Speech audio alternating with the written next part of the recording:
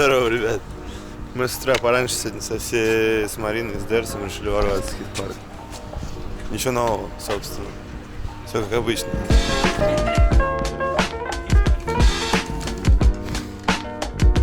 Can you say that you're lovely? Ooh, no. Please. I'm trying to be good guy now. No, like you're good, you know, you don't... Yeah, but everybody from Russia thinks I'm just swearing. Dude, like everybody from Russia love you, don't worry. And I they... haven't seen any comments on my Instagram from Russia, so I don't know. I think they hate me all. Ребят, накидайте ему комментарии, пожалуйста, а он нас научит хорватскому мату. Он, кстати, Маринка, это действующий чемпион мира по версии FIS, то есть, ну, как бы он выиграл Кубок мира, я вам напомню, совершенно недавно, буквально 3 месяца назад. Накидайте ему комментариев на русском. Well, it's almost same. What is the size of your tire? 30? Yeah. And this is 195. So it's not that big difference. Видите, да, ну, поняли, какая разница в размере между вот этими огромными покрышками, вот этими типа спортивными низкопрофильными. А мои по факту весят легче. Мои весят 390 грамм, а его весят 395. Хотя вот эти вот 1,95, а эти 2,30. Это покрышки Shadow. Shadow Serpent, они в Хеллраде сейчас продаются, это новые покрышки. Я на них катаюсь уже порядка 3 недель, и все отлично, вообще все, никаких проблем, не взрывалось, не прокалывалось, не вылезали корды, ничего такого не было. Я сначала боялся, думал, блин, да как такое может быть, что такие огромные покрышки так мало весят. Но Shadow сделали крутые покрышки, рабочие, без каких-либо проблем. И они также есть еще в синем цвете, то есть вот эта вот часть, вот отсюда то, что начинается, она синяя, а это впервые для парковых покрышек. Короче, ну вы поняли, да, на что ну-ка, крутые советы, рекомендую, настаиваю. Нужен промокод, пишите мне, в группе пишите, я всем скину промокоды. Пожалуйста, не пишите мне в личку, на мою личную страницу с просьбой о промокоде, лучше в группу. Question flag? Yeah, put it here. Теперь мы с ним в разных. Раньше он был на оранжевой, я взял черную раму. Теперь он на черной раме, а я на оранжевой. Кайф. We change, huh? Yeah, we change. Сегодня никаких катаний. Точнее, мы утром покатались с 11 до часа. Теперь занимаемся херней. Короче, работник Дерси построил специально здесь разгоночку небольшую для того, чтобы дети на скейтах и на самокатах разгонялись на степ-ап. Но чувак накосячил очень жестко, это было больше похоже на разгонку, на мегарампу. Прямо какая-то вообще вниз. Сейчас ребята все вообще переделывали.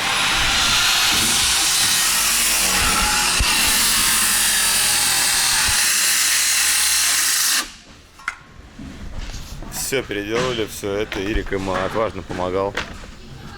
Раньше даже мне было стрёмно съехать на велосипеде, я уже молчу про скейтеров и самокатов.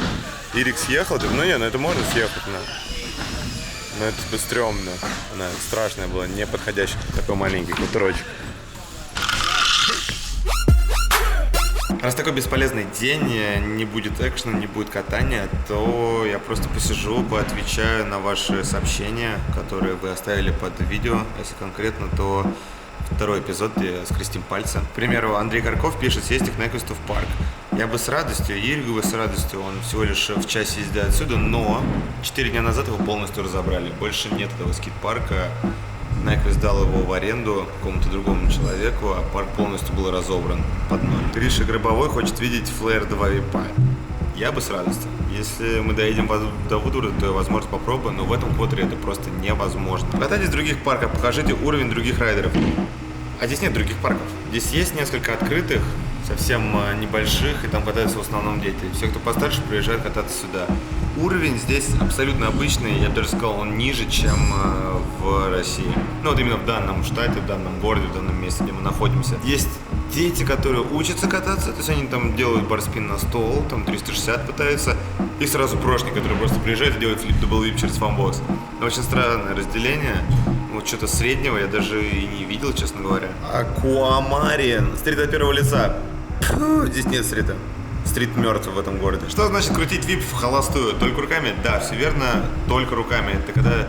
Там же такое движение, что ты как бы одновременно заводишь руки, толкаешь раму и начинаешь раскручивать. А холостой вип — это когда ты просто выводишь велосипед вперед руками, не толкая ногой, начинаешь его раскручивать.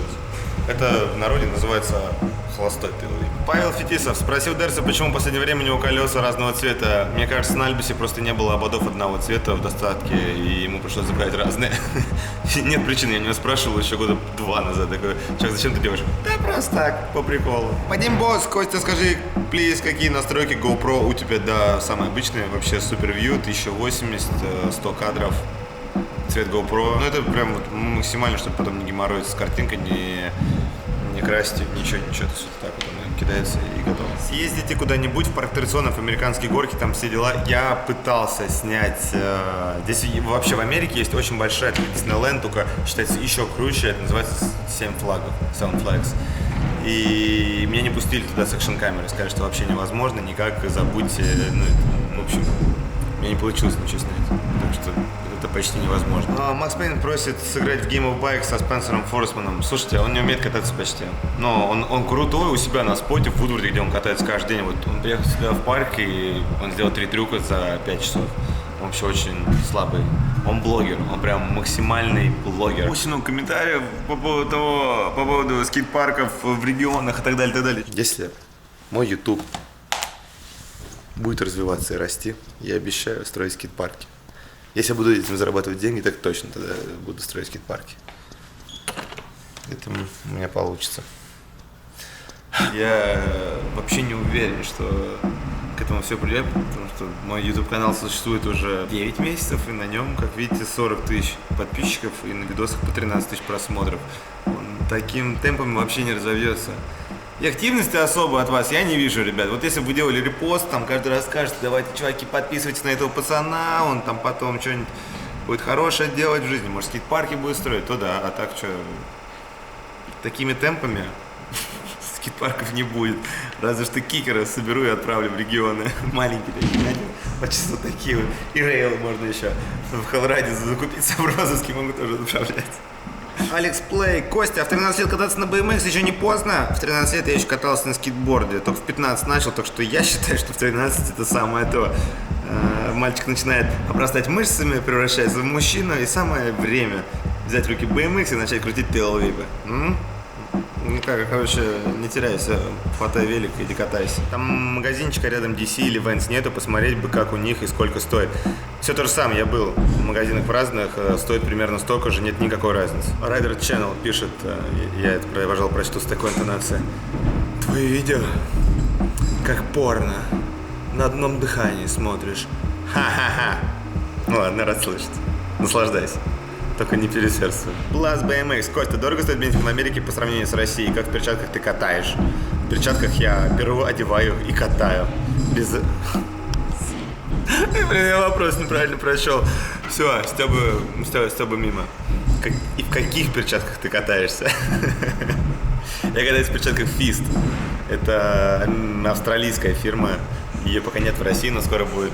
Бензин стоит, чуть-чуть дороже, чем в России, почти несущественно, а может быть примерно столько же. Короче, по-моему, то же самое. Я, честно говоря, не смотрел, мы еще ни разу не заправляли за неделю.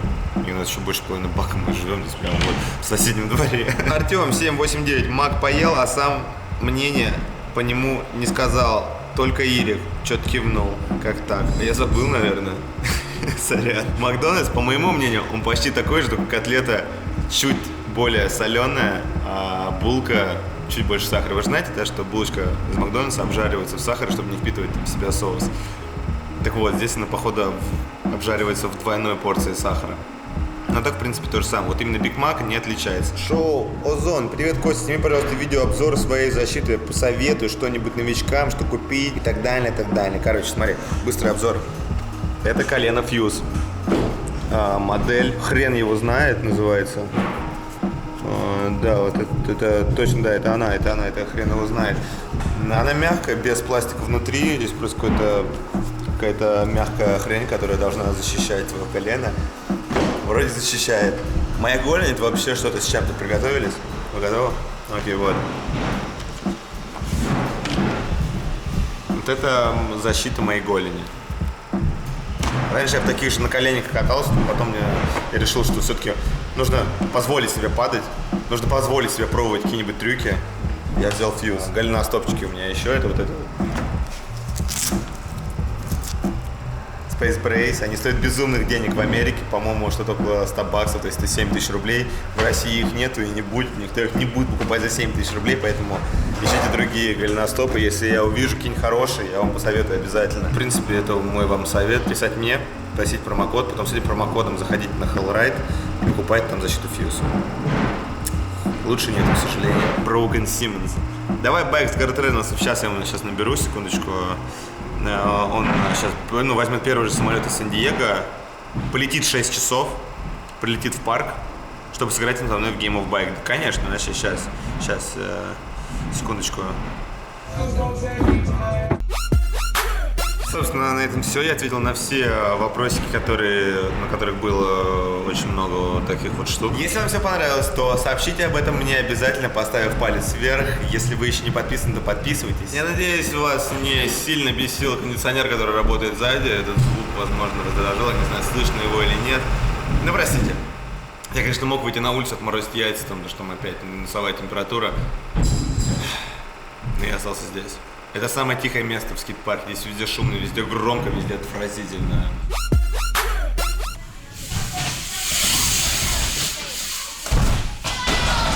Но это стала рабочая вообще тема. До этого дети вообще не могли съехать. Они подходили, смотрели вниз, такие «Нет!» и уходили. А сейчас вон уже забрались. И на скейтах, и на самокатах, и даже на великах прыгают на степ-ап. А раньше на степ-ап вообще было не разогнаться, только с этой сквотерой мини-рампы. Ну, понимаете, надеюсь, насколько это сложно было. А теперь все круто. Все фигачат. Респект пацанам, Марине, Дерсу, Ирику. Они заморочились, все делали. Безумные расценки. Мы только что разговаривали с Дерсом, кто ему строил вообще парк. Он говорит, что вот этот уголочек, типа боловый, только заработать чуваку он заплатил 1500 баксов, то есть 100 тысяч рублей. И там еще один уголочек, то есть еще 100 тысяч рублей.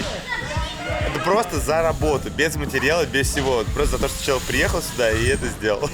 Жестко.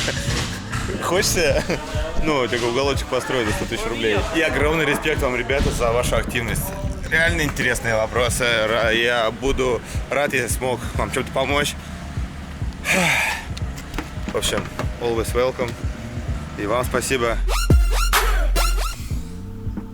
Раз у нас сегодня выходной, мы с Эриком решили купить пиццу. Замороженную пиццу за 3 бакса. За 3 бакса это 180 рублей. Теперь все. Пока.